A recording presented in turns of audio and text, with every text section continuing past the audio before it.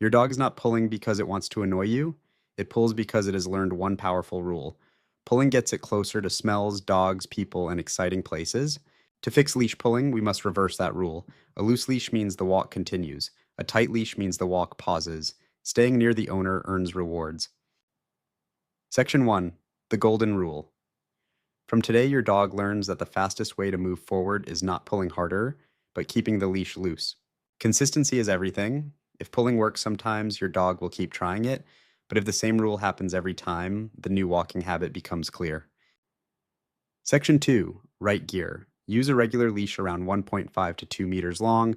Avoid retractable leashes during training because they often teach dogs to pull into tension. Choose a well-fitted harness, especially for strong pullers. A front clip harness can help guide the dog back toward you without needing harsh corrections.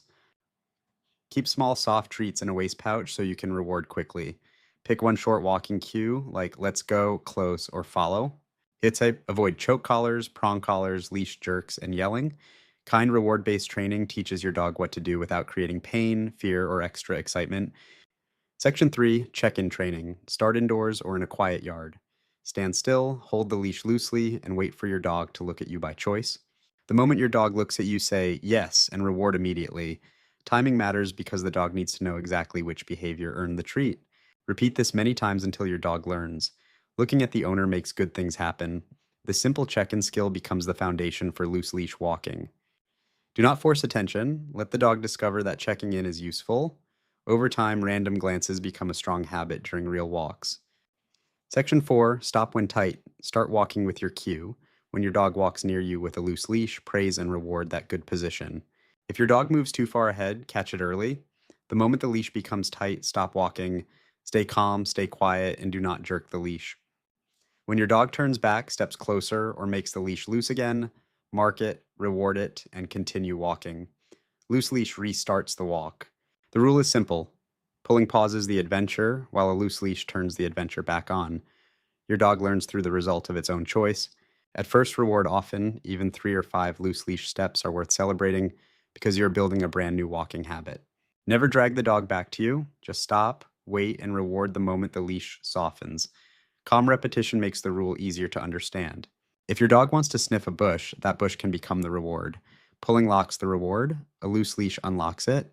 Every time you follow a pulling dog, you accidentally teach that pulling works. Every time you stop, you teach the opposite. Loose leash is the way forward.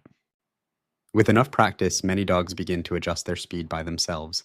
They learn that staying closer keeps the walk moving and makes life more fun. Section 5, turn around. For very excited dogs, stopping may not be enough. Use direction changes to bring the dog's focus back to you. When your dog rushes ahead and the leash is about to tighten, say the dog's name, give a turn cue, and walk the opposite way. Do not yank the dog around. Turn your own body clearly and cheerfully. When the dog follows and catches up, praise and reward immediately. Practice turns like a game, call, turn, reward. The more fun it feels, the more your dog wants to stay connected to your movement. Use turning before the dog explodes toward a distraction. If the situation is already too intense, create more distance and make the exercise easier. Section 6, train with temptations. Once your dog improves in easy places, add a controlled reward like a toy, a food bowl smell, a friend, or an interesting scent spot. Place the temptation a few meters away. Walk toward it only while the leash stays loose. If the dog pulls, stop and call it back. When the dog returns and the leash becomes loose, move forward again.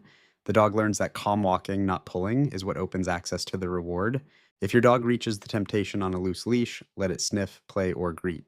Access to real-life rewards is often more powerful than food. Treats are useful, but they are not the only reward. Sniffing, greeting, moving forward, and exploring can all reinforce loose leash walking. Section 7, controlled sniffing. Many dogs pull because they do not get enough chances to use their nose. Sniffing is mental exercise, not wasted time. Divide the walk into 2 modes. Mode 1 is close walking with a loose leash and rewards. Mode 2 is go sniff within loose leash range. Say go sniff and let your dog explore, but only while the leash remains soft. Sniffing is allowed. Dragging you is not. A useful pattern is 30 to 60 seconds of close walking, followed by 20 to 30 seconds of sniffing if the leash stays loose. When sniffing needs are met in a controlled way, many dogs pull less. They no longer need to fight the leash to reach every interesting smell. Section 8, the 4-week plan. In week 1, train at home or in the yard. Do 2 or 3 short sessions each day, 5 to 10 minutes each. Practice check-ins, 3 to 5 loose leash steps, stopping when the leash tightens and rewarding the dog for returning when called. Do not focus on walking far yet. Week 1 is about teaching the rules in an easy environment where your dog can succeed. In week 2, train in front of the house or another low distraction place, walk short distances and reward frequently, especially every few good steps. Keep using stop and wait when the dog pulls and use turns when the dog rushes ahead. Short, clear sessions are better than long, messy walks. In week 3, add mild distractions, distant bikes, walkers, faraway dogs, or smellier areas. If pulling increases, the environment is too difficult. Move farther away from distractions and try again at an easier distance. A dog can only learn when it is calm enough to think. From week 4 onward, reduce food rewards gradually. Move from rewarding every few steps to every 10 or 20 steps, while using praise, sniffing, and forward motion too. Still give a big reward when your dog checks in around distractions. Those difficult moments are where strong habits are truly built. Section 9, common mistakes. The biggest mistake is following the dog when it pulls. If pulling gets the dog where it wants to go, pulling will continue. Fix it by stopping or changing direction every time the leash tightens. During training, no tight leash should successfully move the walk forward. Another mistake is using a retractable leash. It often creates constant tension, so the dog learns that pulling pressure is part of normal walking. Use a regular leash during training so the difference between loose and tight is clear. Clear equipment makes the lesson much easier. Avoid repeated leash jerks. Jerking can cause pain, fear, frustration, or even more excitement, and it does not teach the dog what to do instead. Training somewhere too difficult too soon is another common problem. Start at home, then the yard, then the front of the house, then quiet streets, and later busier places. If several family members walk the dog, everyone must follow the same rule. A loose leash moves forward, a tight leash stops or changes direction. Section 10, the 10-minute session. Start with 1 minute of check-ins. Stand still and reward your dog whenever it chooses to look at you.